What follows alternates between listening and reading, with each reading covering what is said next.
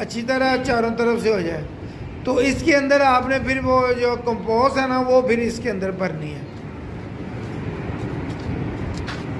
ये कंपोस्ट आपने हर तकरीबन 10, 12, 15 दिन के बाद आपने इनको एक मुट्ठी आपने डालनी होती है। वो ज़्यादा नहीं डालनी, एक मुट्ठी आप डाल दिया करें 10 से 15 दिन के बाद।